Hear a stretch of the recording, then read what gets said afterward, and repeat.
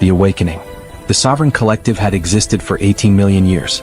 Their empire stretched across 7 galaxies, encompassing 12,000 inhabited worlds and countless species that had bent the knee to their absolute authority.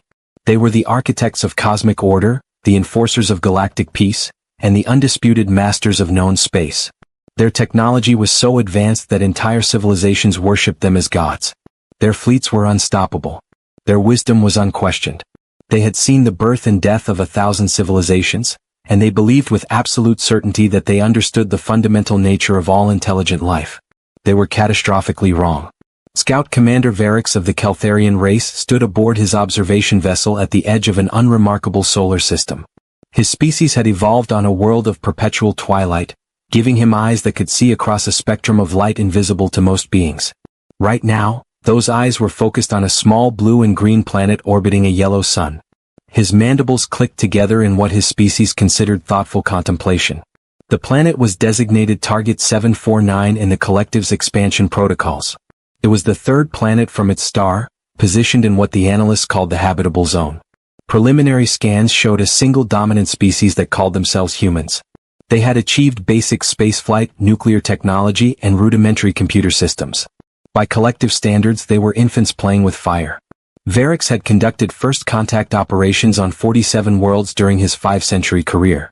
He had seen aggressive species and peaceful ones, technological marvels and primitive societies. None of them had ever posed a real challenge to the Collective. This mission should be simple, routine even. Catalog the species, assess their threat level, deliver the standard ultimatum, and move on to the next system. But something about these humans made Varix uneasy. He pulled up the detailed analysis reports on his display. The humans had only achieved spaceflight in the last century of their existence, yet they had already established permanent stations orbiting their world and sent probes to every planet in their system. Their technological advancement was occurring at a rate the Collective's xenobiologists called alarming. In just 200 years, they had gone from simple combustion engines to quantum computing. More disturbing were the cultural reports. Humans were not unified under a single government. Instead, they maintained hundreds of separate tribal nations, each with its own laws, beliefs, and military forces. They fought constant wars among themselves over resources, ideologies, and ancient grudges. Their history was written in blood, an endless cycle of conflict and conquest that had only recently begun to stabilize. The Collective psychologists had analyzed human behavior patterns and concluded that the species suffered from a fundamental flaw in their neural architecture. They were excessively territorial, absurdly emotional, and dangerously unpredictable. Their capacity for violence was matched only by their capacity for creativity. They made art about war and war about art. They were contradictions wrapped in flesh, impossible to categorize using standard collective assessment models. Varix transmitted his initial report to the Central Council on Meridian Prime, the capital world of the Sovereign Collective. Then he settled in to wait for instructions. The council moved slowly, as befitted beings who measured their plans in millennia rather than years. He expected to wait at least a week for their response. The reply came in 3 hours. The message was brief and absolute. Deliver the compliance ultimatum immediately. Await their response for exactly 30 planetary rotations. If they refuse, initiate protocol extinction. No exceptions. No delays. Varix felt his secondary heart skip a beat. Protocol extinction had not been invoked in over 10,000 years. The last species to face it had been the Harvesters, a race of world-consuming predators that had threatened to destabilize an entire galactic arm. The Collective had erased them so completely that only archaeological records confirmed they had ever existed. Why would the Council order such extreme measures against a species that barely qualified as spacefaring? He reviewed the assessment reports again, searching for something he had missed. There, buried in the psychological profiles, was a note from senior analyst Morpheus. It was flagged with the highest priority warning code. The note read, "Recommend extreme caution. Human psychology demonstrates unprecedented levels of persistence, adaptability, and what they term stubbornness. Initial projections suggest that if provoked, this species will not respond according to standard threat response models. Further study urgently recommended before any contact operations." The note had been submitted 6 months ago. It had been ignored. Varix programmed his vessel's communication array and broadcast the compliance ultimatum toward Earth. The message was translated into every human language simultaneously, transmitted on every frequency their primitive receivers could detect. It would be impossible for them to miss. The message was simple and had been delivered to thousands of species before them. Your world has been identified by the Sovereign Collective. You have 3 options. Option 1, submit voluntarily to collective authority and accept neural compliance modification. You will be integrated into our empire as productive members. Your aggressive tendencies will be removed. You will know peace. Option 2, resist and be eliminated. Your species will be purged from existence. Your world will be cleansed and resettled. Option 3 does not exist. You have 30 of your days to decide. Choose wisely. On Earth, the message appeared simultaneously on every screen, every radio, every device capable of receiving a signal. In homes, offices, military command centers, and government halls, humans heard the ultimatum. The world stopped. President Sarah Chin of the United Earth Coalition sat in the emergency session of the Global Security Council. Around the table sat the leaders of every major nation on Earth, connected by secure quantum encrypted channels.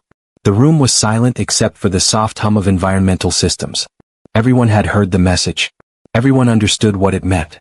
The alien message had been clear. Submit or die. Become slaves with modified brains or be exterminated like vermin. There was no room for negotiation, no possibility of coexistence, no hope for diplomacy.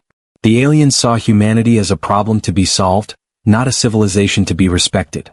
General Marcus Webb of the Coalition Defense Force spoke first. His voice was steady, but his hands gripped the edge of the table hard enough to make his knuckles white. We have 30 days to prepare for the end of the world. What are our options? Director Yuki Tanaka of the Science Division pulled up a holographic display. We have been analyzing their transmission for the last 6 hours. Their technology is centuries beyond ours. Maybe millennia. Their faster-than-light capability alone suggests an understanding of physics we have barely begun to theorize about. In a straight fight we lose. Badly. Then we surrender, suggested Premier Alexei Volkov of the Russian Federation. We accept their neural modification. We live. As slaves, General Webb shot back. With our minds altered. Our free will stripped away.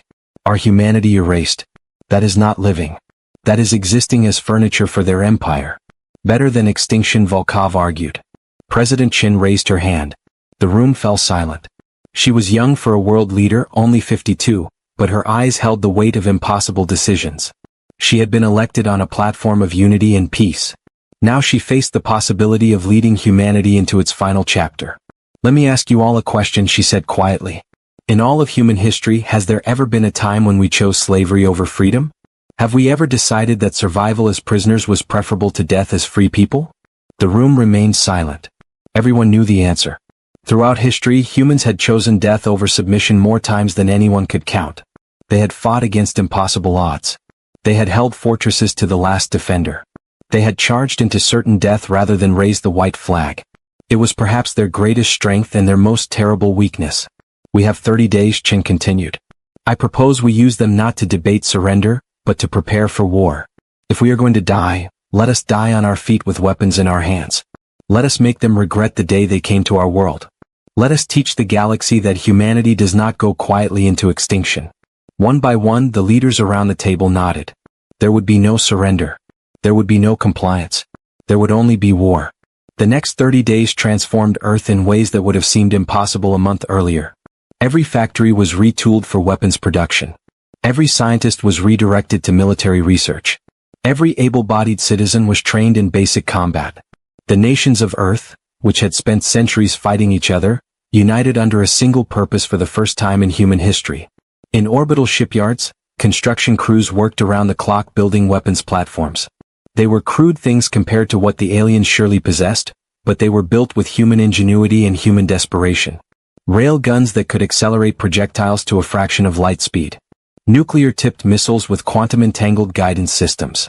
Experimental energy weapons reverse-engineered from theoretical physics. In underground bunkers, the best hackers humanity had ever produced worked to understand the alien transmission. They analyzed every bit of data, every carrier wave, every fragment of code embedded in the message. If the aliens used computers, then those computers could be hacked. It was a fundamental truth of the digital age. In training facilities across the globe, millions of soldiers prepared for a war unlike any in human history. They trained in zero gravity, in hard vacuum, in every hostile environment they could simulate. They learned to fight in space suits, to navigate in 3 dimensions, to think in terms of orbital mechanics rather than terrestrial geography. And in the deepest, most secret laboratories, scientists worked on projects that made even hardened military officers uncomfortable. Weapons that violated every treaty humanity had ever signed.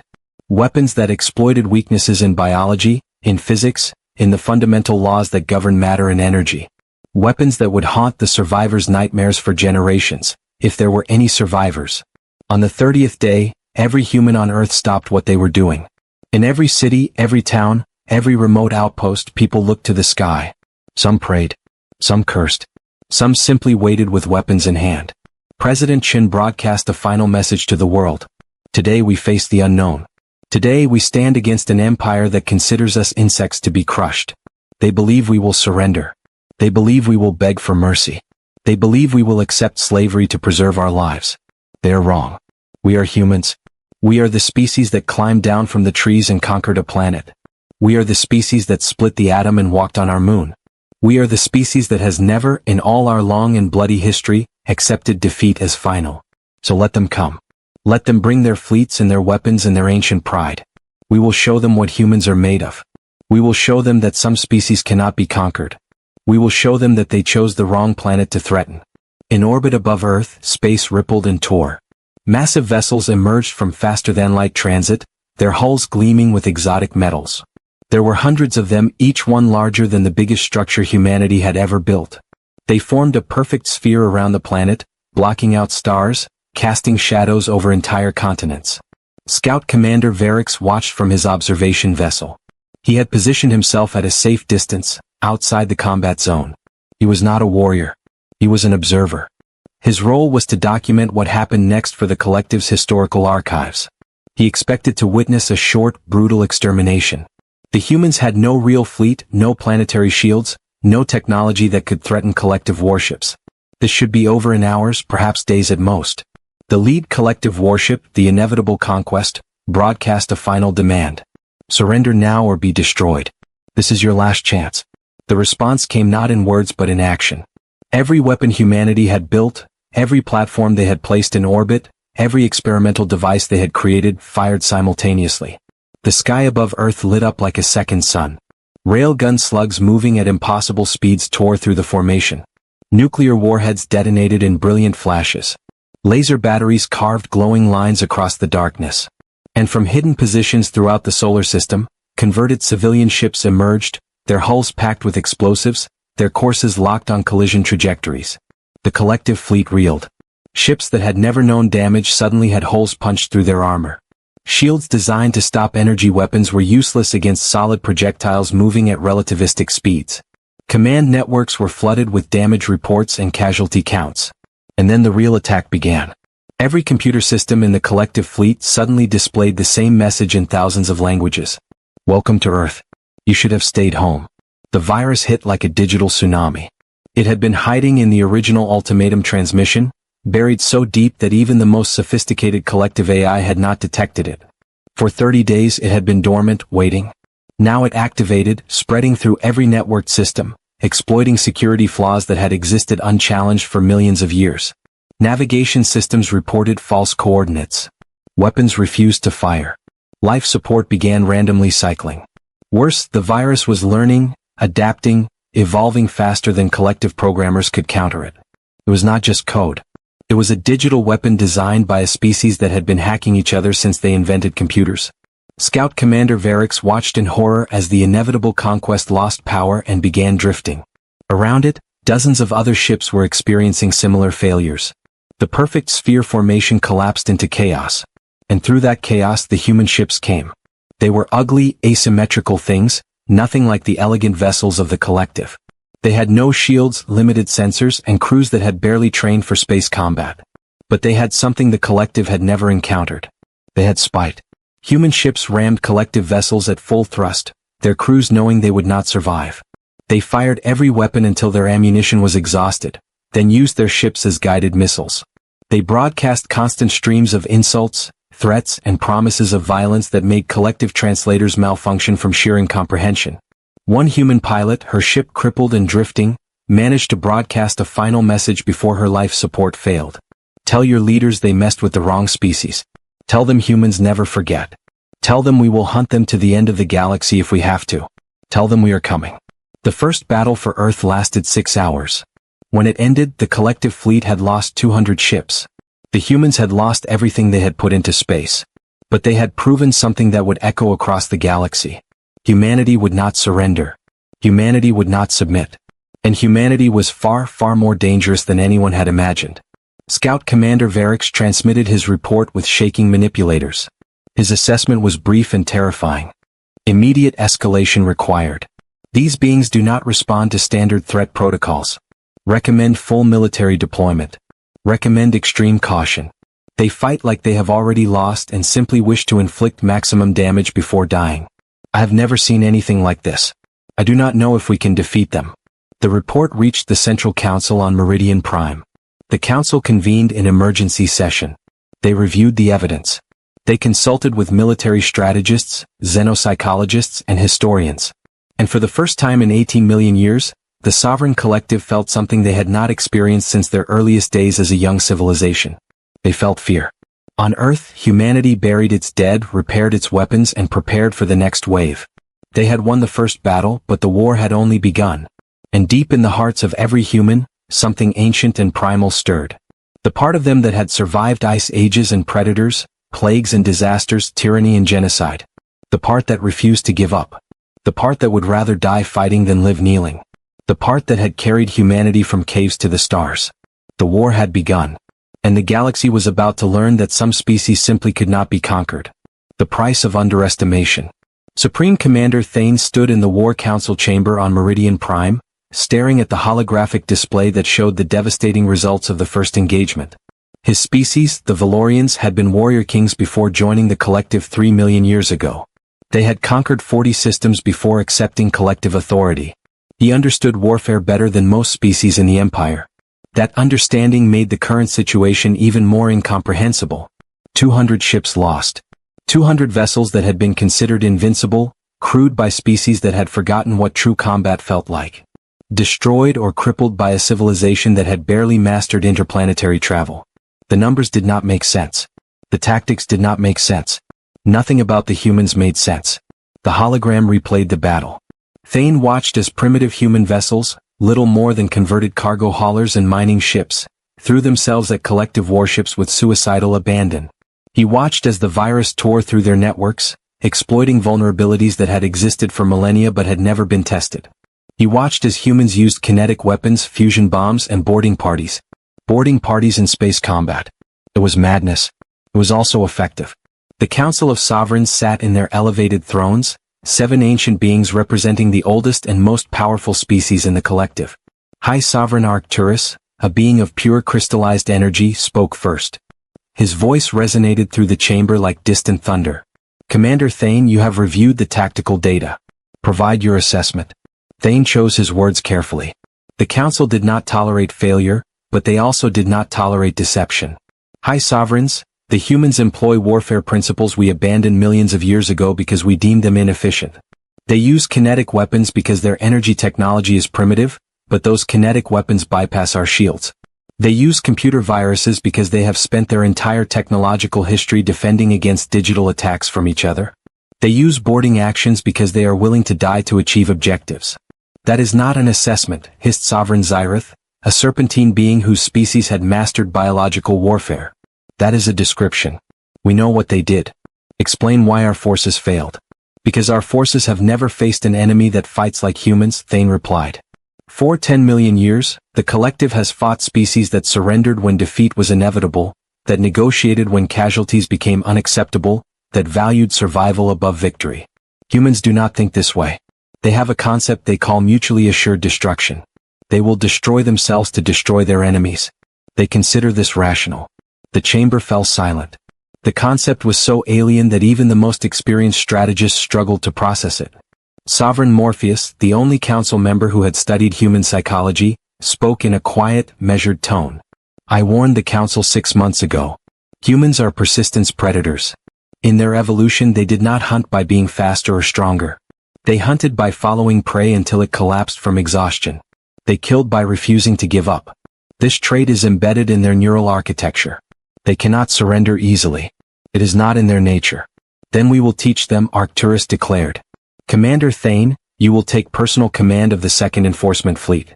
5,000 ships, full military deployment. You will sterilize their world and end this embarrassment. Thane bowed deeply. As you command, High Sovereign. But I request additional intelligence operations before engagement. We need to understand how they think, how they plan, what drives them. Denied. Arcturus's voice was final. You have overwhelming force. Use it.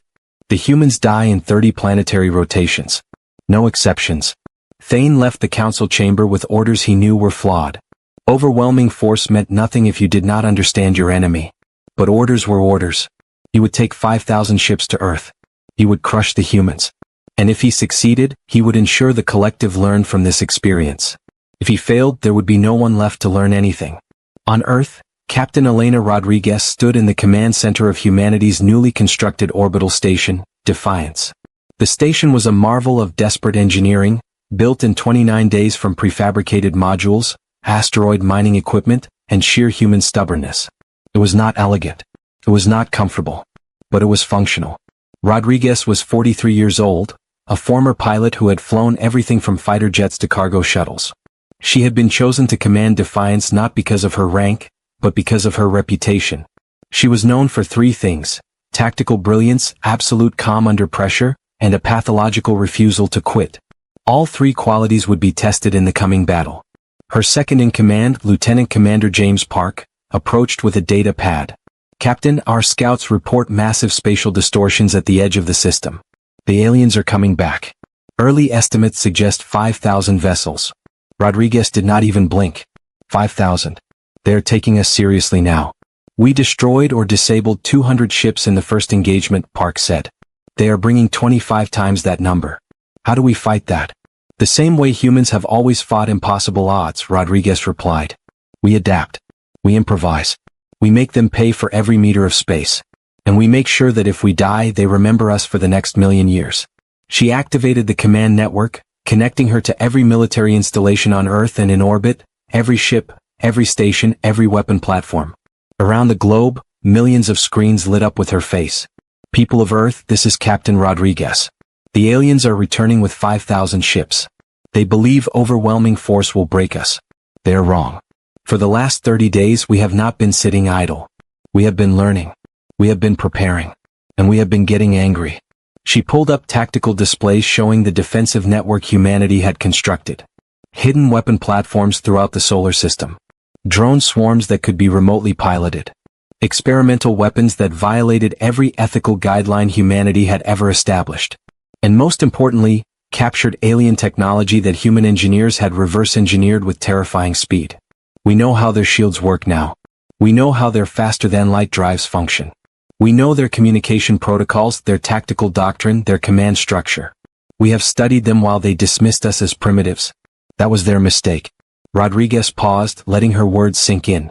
The strategy is simple. We do not fight fair. We do not follow their rules.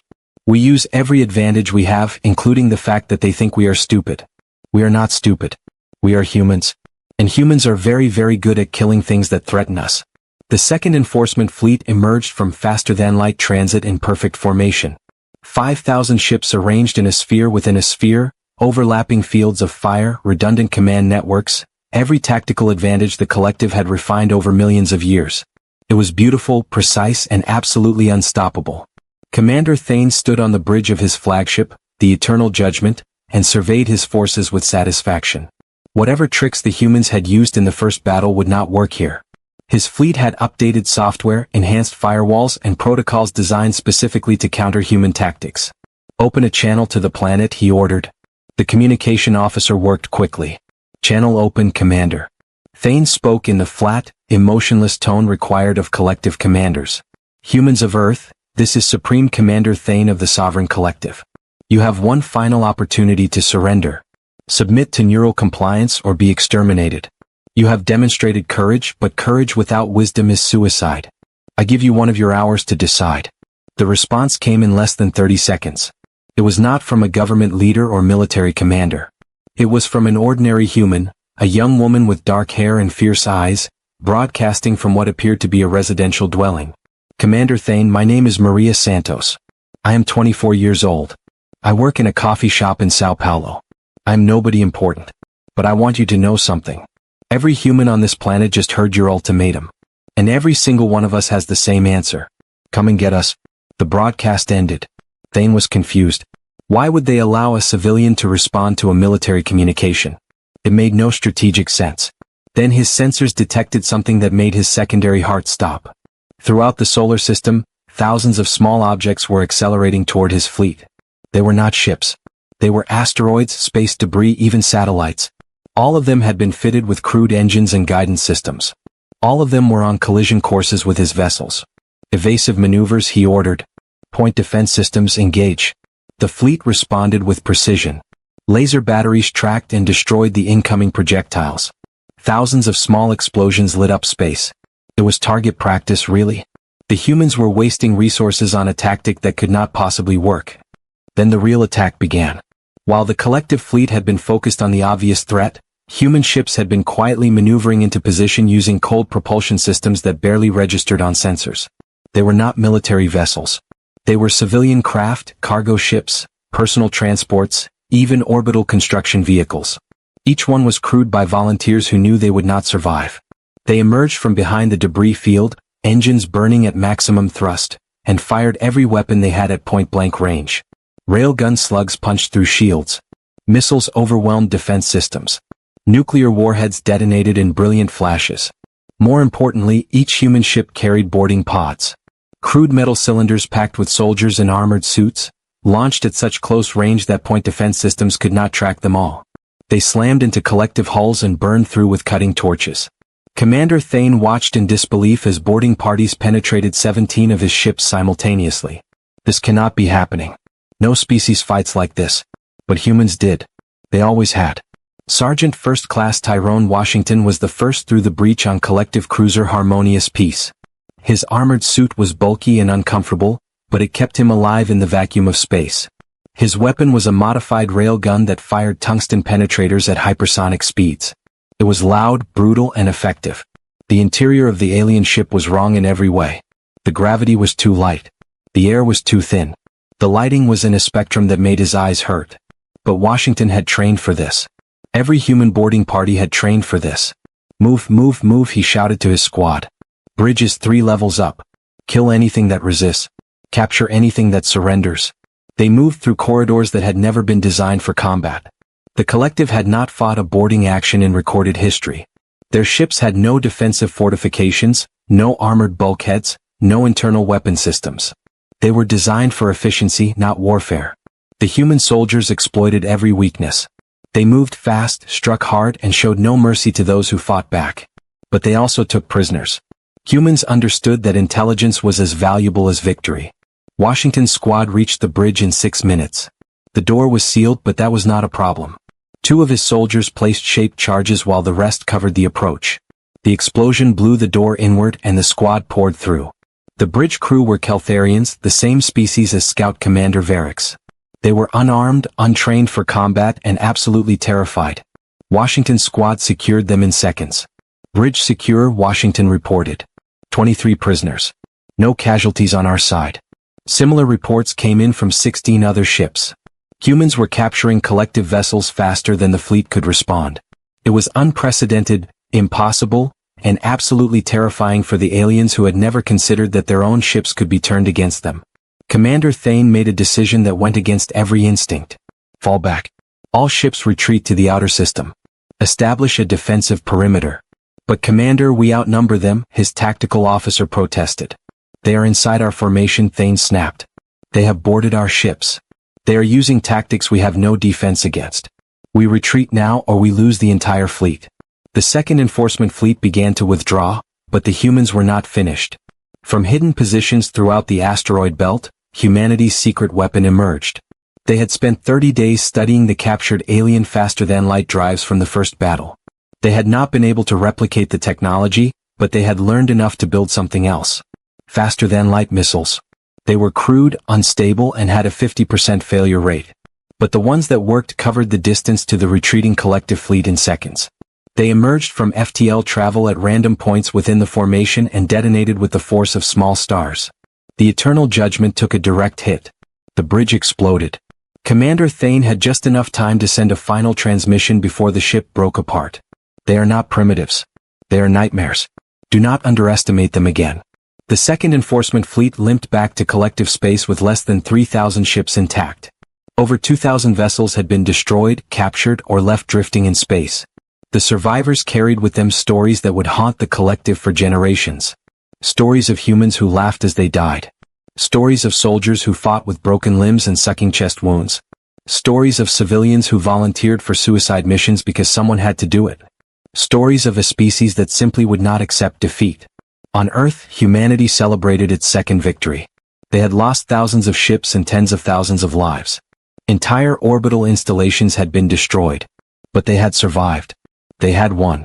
Captain Rodriguez broadcast a message to the surviving collective ships as they fled. Tell your leaders that Earth is not for conquest. Tell them that humanity will never submit. Tell them that if they want this planet, they will have to pry it from our cold, dead hands. And tell them that even then we will find a way to fight back. The message was delivered. The collective council heard it. And for the first time in their long, proud history, they considered the possibility that some species could not be conquered, no matter how much force was applied. On Meridian Prime, High Sovereign Arcturus convened an emergency session. The losses were staggering. The implications were worse. If word spread that the collective could be defeated, that species could resist and survive, the entire empire might fracture. We must destroy them completely, Zyrith insisted. Send everything. 20,000 ships. 50,000. Whatever it takes. But Morpheus, the psychologist, shook his crystalline head. You still do not understand. The more force we send, the more fiercely they will fight.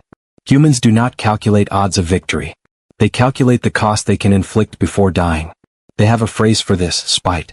They will burn their own world before they let us take it. Then what do you propose? Arcturus demanded. I propose we do something we have never done before, Morpheus said quietly.